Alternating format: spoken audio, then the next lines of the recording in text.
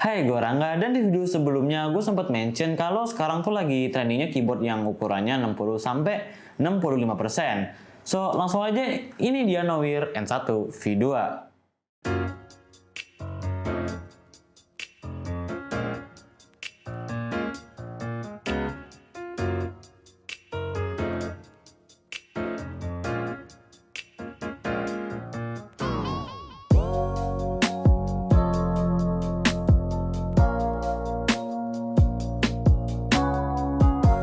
Oke, yang pertama dari ukurannya kita bisa lihat kalau keyboard ini cukup kecil, nggak kayak keyboard pada umumnya, karena size keyboard ini 65%.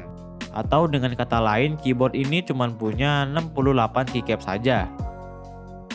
Ya, dengan size yang kecil ini biasanya gue pakai keyboard ini sebagai keyboard eksternal laptop yang emang nggak perlu size besar. Ini juga bisa banget bikin setup kalian jadi lebih clean lah. Dan kalau main game FPS, biasanya keyboard ini gue miringin sampai 90 derajat. Biar lebih enak aja sih, karena mouse space gue juga bisa jadi lebih luas. Di bagian depan pojok kanan dari keyboard ini ada tulisan Nowir yang agak besar. Dan penempatannya juga cukup oke sehingga nggak merusak estetika dari keyboard ini sendiri.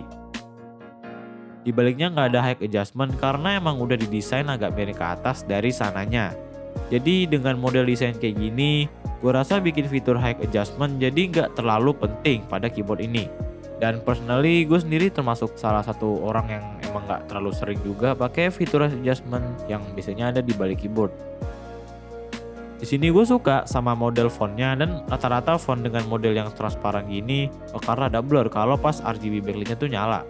Tapi untuk keyboard ini enggak, fontnya masih kelihatan tajam dan elegan. Kemudian untuk permukaan keycaps itu doff dan agak halus. Walaupun kalau gue sendiri sebenarnya lebih suka yang sedikit bertekstur.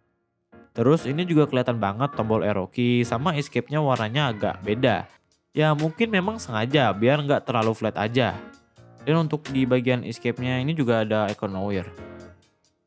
Body plate keyboard ini dari plastik tapi nggak kopong dan sama sekali nggak terkesan murah. Di bagian sampingnya juga nggak terlalu tebal, cukup compact jadi nggak banyak space yang kebuang. Jujur gue lebih suka model body plate yang kayak gini. Ditambah dengan build quality dari keyboard ini juga lumayan oke lah.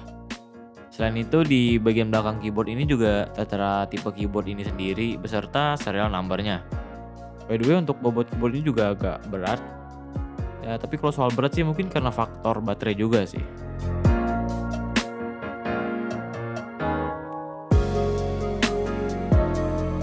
Oh iya, keyboard ini juga udah wireless, jadi kita nggak usah ribet lagi sama urusan perkabelan. Urusan konektivitas wireless, keyboard ini ngebekalin kita pakai dongle kecil dan bisa connect ke Bluetooth juga, dan terakhir juga bisa connect ke USB Type-C. Untuk koneksi Bluetooth-nya sendiri, keyboard ini bisa connect ke 5 device sekaligus dan bisa disetting di keyboardnya langsung dengan mencet tombol Fn plus Q, Fn plus W, plus R, plus T, plus E juga. Sedangkan untuk koneksi dongle-nya ada di tombol Fn plus Y.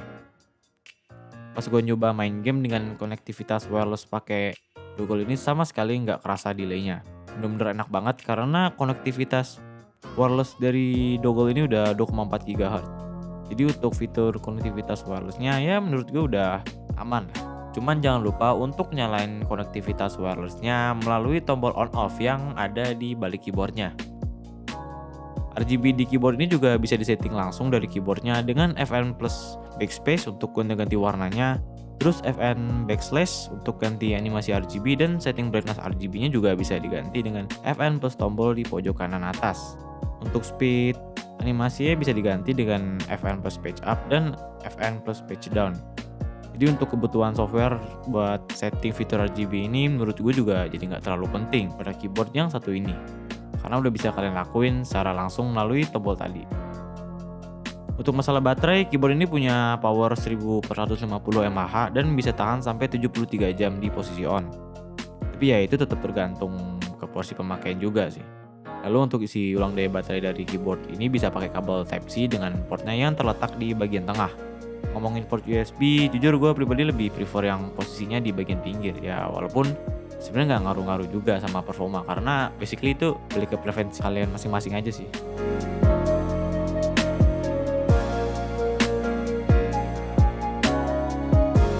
Oke, kali ini untuk typing experience. Karena unit yang gua pegang ini pakai Gateron Red Switch, jadi agak berasa lebih enteng dan ini juga udah di foam.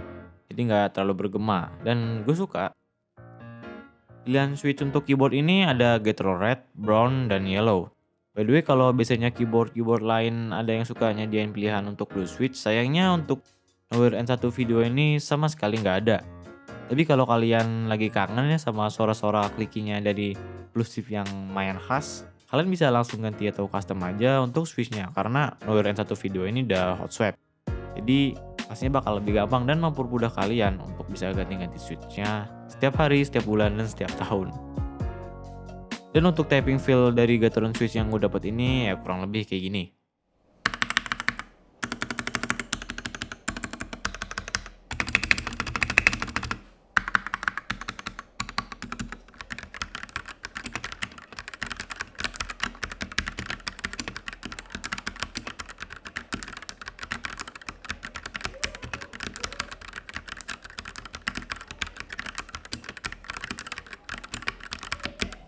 Beberapa hal yang gue sayangkan dari keyboard ini adalah nggak adanya tempat untuk nyimpen si dongle Chan yang super imut Mini dan Unyu ini untuk tetap bisa stay jadi satu sama keyboardnya.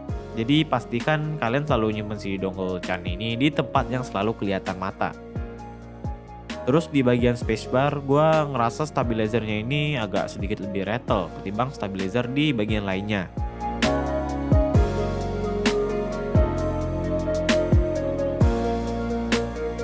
Gue udah pakai keyboard ini selama kurang lebih seminggu dan so far gue cukup puas dengan segala fitur dan performa yang ditawarin sama keyboard ini. Desainnya juga clean, neat, classy, dan masih banyak lagi lah. Untuk harga dari keyboard Nowhere N1 V2 ini sendiri ada di angka Rp1.149.000. Biasanya range harganya bisa beda-beda sedikit, tergantung dari toko yang kalian temuin di e-commerce kesayangan kalian. Langsung aja gue akan bilang kalau keyboard ini adalah salah satu keyboard mekanikal dengan size 65% dari brand lokal yang bisa gue rekomendasiin buat kalian semua.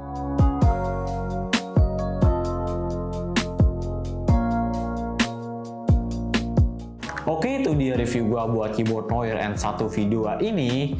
Ya semoga bisa jadi referensi baik dan berguna buat kalian. Silahkan tulis pendapat kalian di komen, like kalau suka, dislike kalau nggak suka. Gua Rangga dan sampai ketemu di video-video selanjutnya.